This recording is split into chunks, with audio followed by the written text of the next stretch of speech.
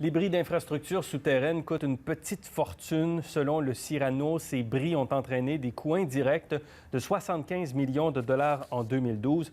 Valérie, c'est une étude qui a été publiée aujourd'hui et qui nous apprend qu'il y a 5 bris par jour.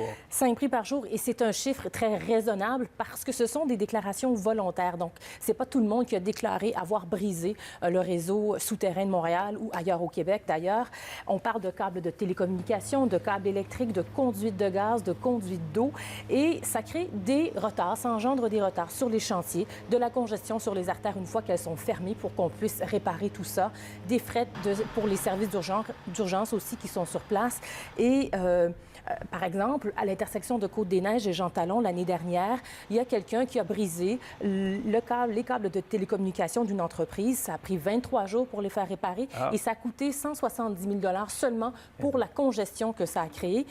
Et là, on se demande du côté du Cyrano et de Info Excavation, comment se fait-il qu'il y en a tant? Parce que le tiers des gens n'appellent même pas pour savoir ce qu'il y a avant de creuser, alors que c'est un service gratuit. Alors, je vous laisse écouter la directrice générale de Info Excavation et c'est suivi de la vice-présidente du Cyrano qui explique ce qu'on devrait faire pour prévenir ce genre de problème.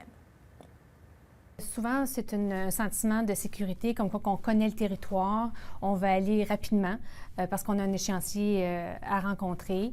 Donc, des fois, le fait aussi que les gens ne connaissent peut-être pas bien le service, ils pensent que c'est long, mais c'est un service ouvert 24 heures sur 24, 7 jours par semaine. Il faudrait peut-être rendre obligatoire justement la demande de localisation avant de creuser. On l'a vu, il y a une réglementation qui vient d'être passée en Ontario, où maintenant c'est obligatoire.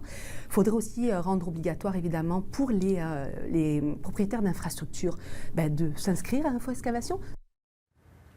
Alors, dans ce cas-ci, on parlait d'erreurs humaines, là, de bris de matériel, mais il y a aussi le côté vétuste, surtout à la Ville de Montréal. On se rappelle du gros déluge de l'année dernière qui a aussi coûté très cher. Absolument. Merci, Valérie. Je vous en prie. Merci beaucoup.